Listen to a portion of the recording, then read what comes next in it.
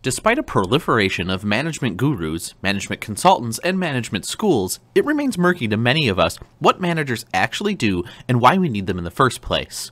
Unless someone has actually performed managerial work, it's hard to understand exactly what managers do on an hour-by-hour or day-by-day basis. In this course, we explore this role of managers.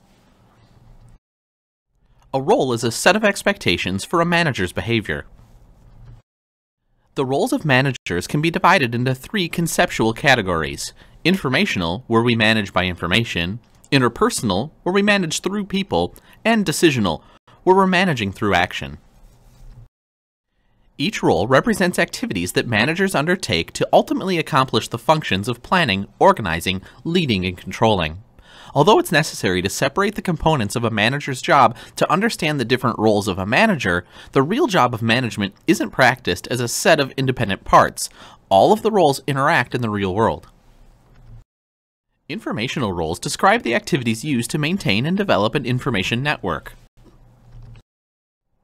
75% of managers' time is about communicating with people. The monitor role involves seeking current information from many sources. The manager acquires and scans information to stay well informed. The next two roles are quite the opposite.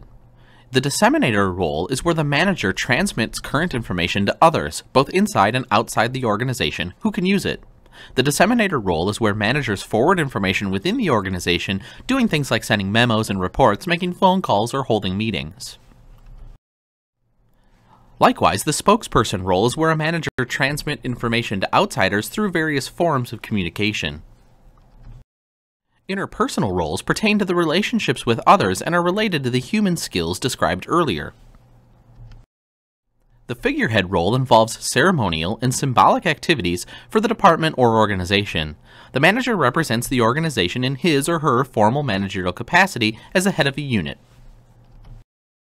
The leader role encompasses relationships with subordinates, including motivation, communication, and influence.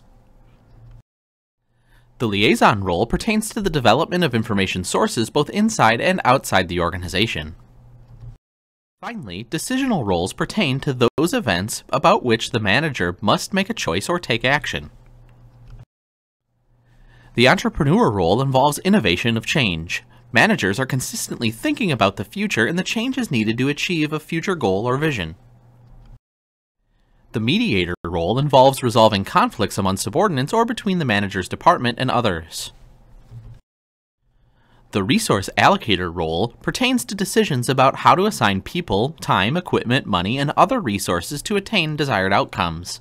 The managers must decide which projects receive budget allocations, which of several customer complaints receive priority, and how to spend his or her own time. And finally, the negotiator role is where the manager represents a team or a department's interests when negotiating issues. Negotiation happens in budgeting, union environments, purchases, and many other management activities. Managers at every level perform these 10 roles, which are grouped into informational, interpersonal, and decisional roles. The relative emphasis that a manager puts on these roles depends on a number of factors, such as the manager's position in the hierarchy, natural skills and abilities, the type of organization, and department goals that need to be achieved.